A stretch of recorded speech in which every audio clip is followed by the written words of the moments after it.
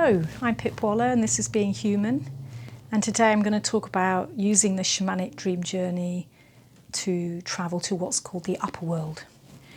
So it's helpful if you watch the first video that I did about introducing the shamanic dream journey, and then also listen to about going to the lower world, because I don't want to repeat myself, some of the things I've said there that are generally true about journeying.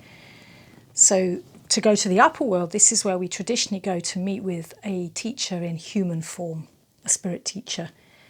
And just like when we went to the lower world, we started in a place that reminded us of the earth and looked for a hole or some way of going and opening into the ground, some way of going down.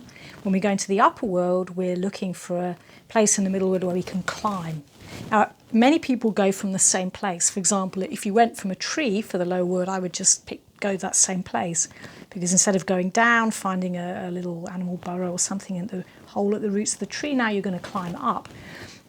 If you can't think of any way of climbing up in your place where you went to the lower world, then come up with a different place for upper world journeys. But before you start, you're going to have very clear your intention's going to be, I'm going to the upper world to meet with my spirit guide in human form, or human form spirit guide.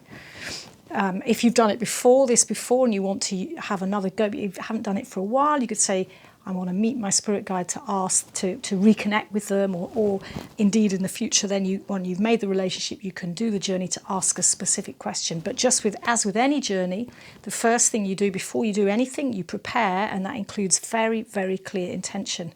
If you don't have a clear intention, then you're more likely to get lost and also less likely to have good results.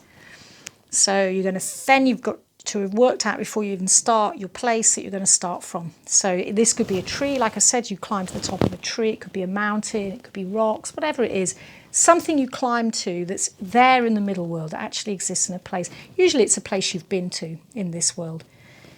But in the journey, when you start the journey, remember you'll be lying down, there'll be a drum beat slow to start with, which will be you, when you say your intention, I'm going to the upper world to meet with my spirit guide. And then when the drumming starts fast, you'll imagine yourself in that place that you decided you're starting from. You'll climb up, imagine that you're climbing up the top of whatever it is. When you get to the top of the thing that actually exists in the middle world, then you're going to find there's some way of going higher. So some people fly up, some people climb up a rope or up a ladder. Maybe it's an escalator, maybe it's a lift or elevator. But whatever it is, there'll be some way of continuing to go on up. You might just walk up into the sky. Now, here's the thing though, if you're in the middle world here where we live and you go up, you keep going up and up and up, what's going to happen is you'll just get into space and other planets and so on.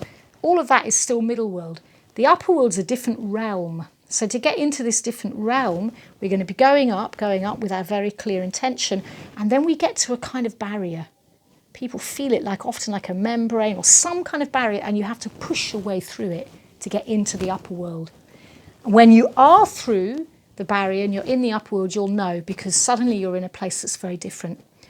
And there's, again, like the lower world, there's many, many realms in the upper world, but the upper world realms can be very strange. Lots of crystalline realms, lots of weird and wonderful places, and also lots of places that look very like middle world places, natural places. Now, if you've done, I recommend that you do the lower world journeys first and get them really established before you go to the upper world. So if you've done that, you'll have a power animal, and then it's a great thing to do to either have your power animal come with you right from the start. So when you're in the place where you're starting, for me, I go up a tree, so I'm going to say when I'm at my tree, I might call my power animal to be there with me and he will come up with me. Or alternatively, you could ask your power animal really clearly, please be there to meet me in the upper world when I get there. And then once you're there, so once you're in the upper world, through the barrier, in the upper world, your mission, don't forget your mission, your intention, I'm here to meet with my spirit teacher, my human form spirit teacher. And if your power animal's there, you'll just say, look, could you help me find them? And then power animal will go off and you'll follow them. Otherwise, if you're on your own, no power animal, then you're going to just, again, start to explore. And again, if you see people up there that aren't interested in you, they're not your spirit teacher. Your spirit teacher is going to be interested in you. So just leave them alone, because you're not just in your own imagination here, your own subconscious. You're in a real realm, which is a place that all of us can go to. So, but when you meet somebody that is interested, prepared to talk to you, ask them, are you my spirit teacher?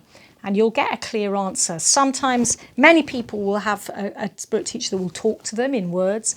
I've got some that talk to me, and I've got some that I've had for, gosh, there's one that I've had for pretty much 30 years who's never spoken a single word to me in all that time, but sort of does things. So anyway, it's a great endeavour. So I hope you enjoy it, going to the upper world to meet with your spirit teacher. If you've got any questions about this, about journeying, don't hesitate to contact me and ask. I'm going to do, you can use the same video, I would do the one that I did, the 10-minute one, which starts with the power song, and then you do a 10-minute one your first time. But I'm also going to make a 15-minute journey and a 20-minute journey, because depending on what you're doing, some things need a bit longer. And also I've learned that some people take quite a long time to get into it, so just need a lot longer, because it might take 5 minutes to get anywhere until you're proficient or used to it. So that's it. Upper World Journey. I'm Pip Waller. Thanks for listening. This is Being Human. Don't forget to subscribe and tell all your friends.